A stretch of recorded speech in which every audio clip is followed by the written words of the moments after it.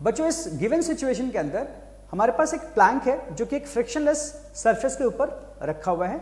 इस प्लैंक का मास 8 kg है और इसकी लेंथ 3 मीटर है। अब इसके ऊपर एक ब्लॉक जिसका मास 2 kg है रखा गया है। इस ब्लॉक और इस प्लैंक के बीच में रफनेस है जिसकी वजह से ये फ्रिक्शन ऑफर कर रहा है और यहां पे जो कोफिशिएंट ऑफ काइनेटिक फ्रिक्शन है वो है 0.3।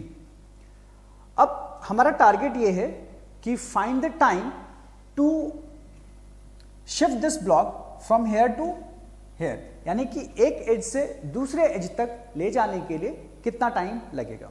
ये हमारा फर्स्ट क्वेश्चन। सेकेंड क्वेश्चन ये भी है कि क्या जब ये ब्लॉक इस एज से उस एज तक जाएगा तो क्या प्लैंक भी शिफ्ट होगा, और अगर प्लैंक शिफ्ट होगा तो कितना होगा, कितने मीटर से ये आगे शिफ्ट होगा। तो चलिए इसका स्टेप बाय स्टेप सॉल्यूशन करते हैं। तो यहां पे मैं सिचुएशन दिखा देता हूं कि अगर आप इस ब्लॉक को फोर्स लगाओगे तो पॉसिबली ये जो हमारा प्लैंक है ये भी थोड़ा आगे चला जाएगा। जब ये ब्लॉक यहां पहुंचेगा तो हमारा प्लैंक भी अपने ओरिजिनल पोजीशन से इस तरफ शिफ्ट हो जाएगा। मान लेते हैं कि ये जो शिफ्टिंग है यहां से यहां तक की प्लैंक की वो है x, ठीक है। तो अगर प्लैंक x यूनिट से शिफ्ट होता है तो देखा जाए तो ब्लॉक कितने से शिफ्ट हुआ, ये x प्लस 3। तो ब्लॉक की जो डिस्प्लेसमेंट है वो कितनी है, x प्लस 3 मीटर। तो यहां पे हम लोग क्या करेंगे, अगर हम लोग ब्लॉक के बारे में बात करें तो ब्लॉक का पहले एबीडी बना लेते हैं और ये 2 kg का ब्लॉक है और इसके ऊपर अगर इसका एबीडी देखें तो 2 इंटू जी 20 न्यूटन का फोर्स, ग्रेविटेशन फोर्स लग रहा है और इसके ऊपर नॉर्मल रिएक्शन एन लग रहा है और हमने इस पे 10 न्यूटन का फोर्स लगाया है, राइट। अब इस ब्लॉक की कोशिश होगी, क्योंकि ये यहां से इस एज से इस एज तक जा रहा है तो रिलेटिवली आगे मूव कर रहा है, तो इसलिए ये सरफेस इसके ऊपर पीछे की तरफ फ्रिक्शन लगाएगा। तो क्योंकि नेचर ऑफ फ्रिक्शन काइनेटिक है इसलिए इसकी वैल्यू आसानी से कैलकुलेट की जा सकती है using the formula F K, यानी कि friction force, kinetic friction force equal to mu K times N. अब यहां पे क्योंकि ब्लॉक ना तो ऊपर शिफ्ट हो रहा है ना ही नीचे की तरफ जा रहा है तो वर्टिकल फोर्सेस बैलेंस्ड है। तो यहां से मैं लिख सकता हूं n इक्वल टू 20 न्यूटन, ठीक है। तो n की वैल्यू 20 न्यूटन आ गया।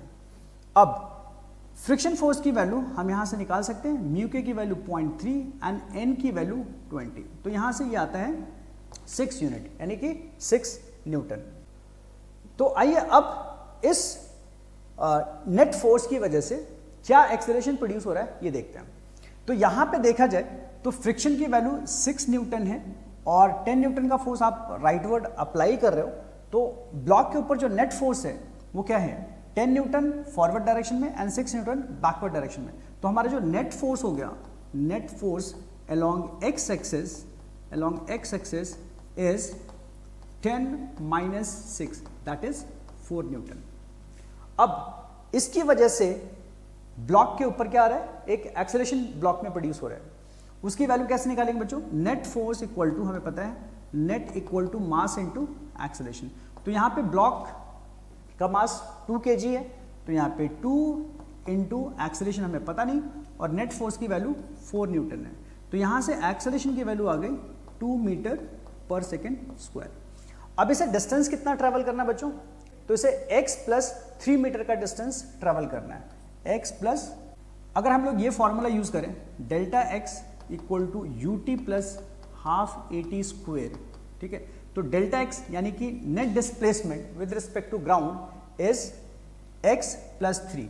तो यहां पे लिख दो x plus 3 and since there is no initial velocity in block तो u की वैल्यू 0 रख देंगे, t प्लस हाफ। यहां पे जो हमारा एक्सेलरेशन आया है वो क्या आया था बच्चों, 2 मीटर पर सेकेंड स्क्वायर। तो एक्सेलरेशन की जगह 2 इंटू टी स्क्वायर। तो यहां से x plus 3 equal to t square हमारा एक इक्वेशन आ गया, ठीक है। अब आइए देखते हैं कि ये जो हमारा प्लैंक है, प्लैंक के ऊपर क्या फोर्सेस लग रहे हैं। तो देखिए प्लैंक, क्योंकि ग्राउंड, जो ये ग्राउंड है ये कोई फ्रिक्शन ये लगाएगा क्योंकि ये फ्रिक्शनलेस सरफेस है, ठीक है। तो ओनली सोर्स जो कि ब्लॉक है इसके ऊपर फ्रिक्शन लगाएगा। अगर हम एक्शन रिएक्शन पेयर से देखें कि इस प्लैंक ने इस ब्लॉक के ऊपर 6 न्यूटन का फोर्स बैकवर्ड डायरेक्शन में लगाया है, तो ये इन रिएक्शन प्लैंक के ऊपर भी क्या करेगा, एक 6 न्यूटन का फोर्स लगाएगा, ठीक है। तो यहां पे जो acceleration produce in 8 kg object is net force horizontal direction में 6 newton equal to mass into acceleration. तो 8 इज द मास एंड इसका एक्सेलरेशन a डैश मान लेते हैं। तो इसका एक्सेलरेशन क्या होगा बच्चों, 6/8 which is 3/4 metre per second square. अब इसका जो नेट डिस्प्लेसमेंट है ओनली x, तो हम ये लिखेंगे using formula delta x equal to ut plus half at square. तो यहाँ पे जो डेल्टा x है दैट इज x ओनली, जो प्लैंक की जो डिस्प्लेसमेंट हुई है वो x यूनिट हुई है। अब इसकी भी कोई इनिशियल वेलोसिटी नहीं थी, 0 plus half of acceleration is 3/4 into T square.